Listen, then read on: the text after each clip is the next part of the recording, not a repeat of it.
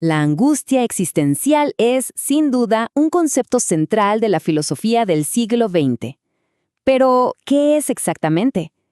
A menudo se la confunde, y es comprensible, con la ansiedad o el miedo. Sin embargo, su significado filosófico es mucho más profundo. En este análisis, entonces, vamos a adentrarnos en su definición rigurosa, explorando las fuentes que la fueron moldeando. Para eso, este será nuestro recorrido. Primero, algo fundamental. Vamos a distinguirla de su pariente más cercano, el miedo. Después, nos vamos a sus orígenes con Kierkegaard y Heidegger. A partir de ahí, veremos cómo el concepto se expandió en el siglo XX, para luego poder destilar sus componentes esenciales y, al final, trazar una línea muy clara sobre qué no es la angustia existencial. Muy bien, empecemos entonces con la distinción que es probablemente la más importante para entender todo esto.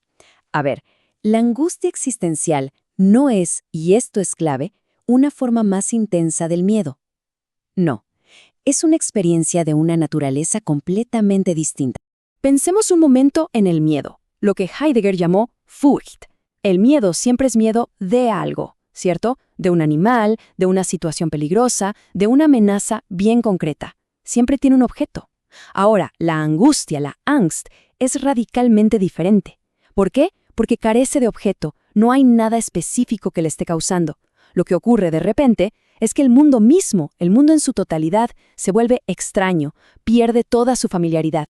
Y aquí está el punto clave para Heidegger. La angustia no es una patología, no es algo que haya que curar. Todo lo contrario, es una disposición fundamental del ser.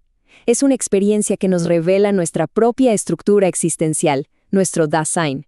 Nos pone cara a cara con nuestra finitud, con ese hecho de haber sido arrojados al mundo sin un porqué claro. Y es justo ahí, en esa confrontación, donde se abre la posibilidad, ojo, solo la posibilidad, no la certeza, de una existencia auténtica. Bien, avancemos para ver cómo se desarrolla esta idea en sus dos fuentes principales. Porque, si bien Heidegger y Kierkegaard usan el mismo término, angustia, la función filosófica que le asigna cada uno es en realidad radicalmente distinta. El contraste entre los dos es muy revelador.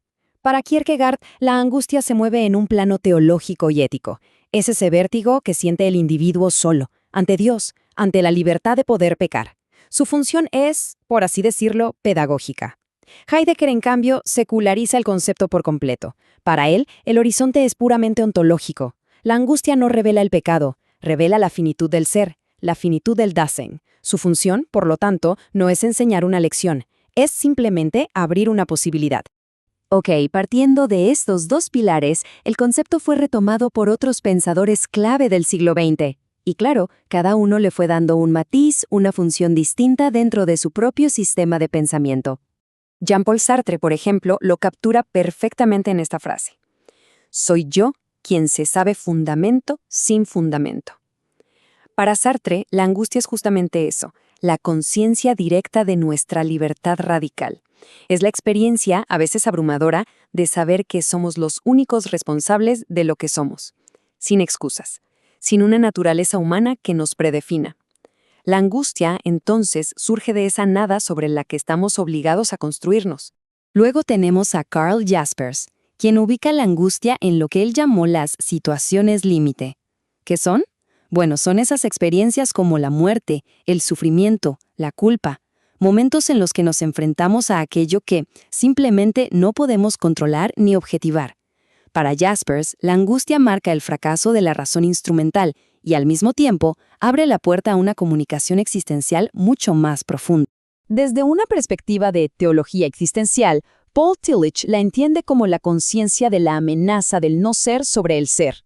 De hecho, distingue tres formas: la angustia frente al destino y la muerte, la angustia frente a la culpa y la condena, y finalmente, la angustia frente al vacío y la falta de sentido. En su visión, la angustia no es algo que se elimina, sino algo que se asume a través de lo que él llama el coraje de ser. Y por último, Albert Camus. Aunque él prefiere usar el término absurdo, describe una experiencia muy similar.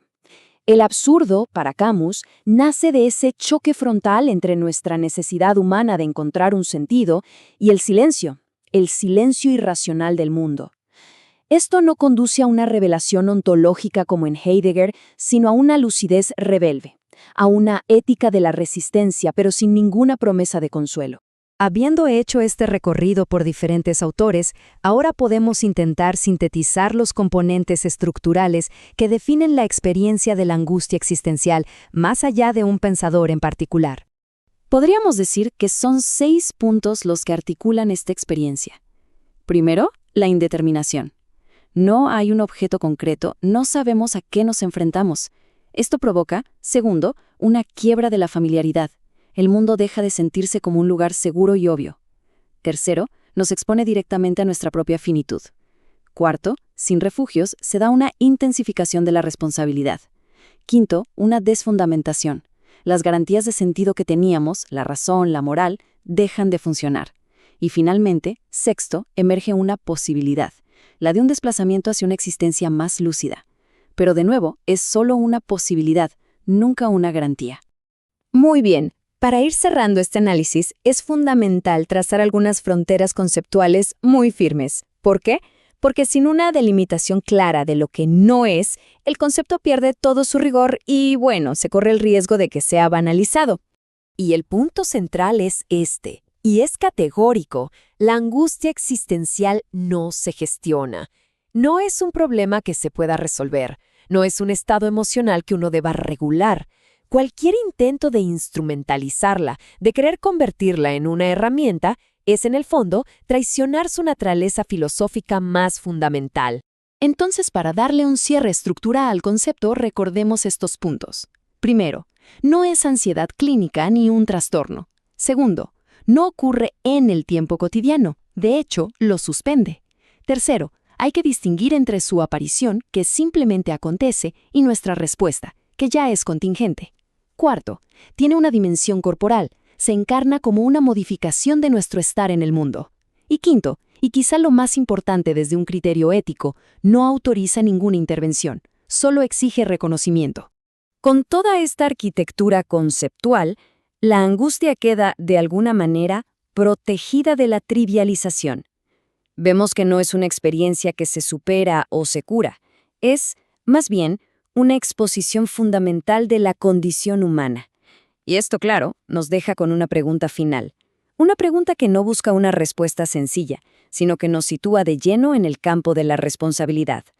La pregunta es, si la angustia no se resuelve, ¿qué exige entonces de nosotros?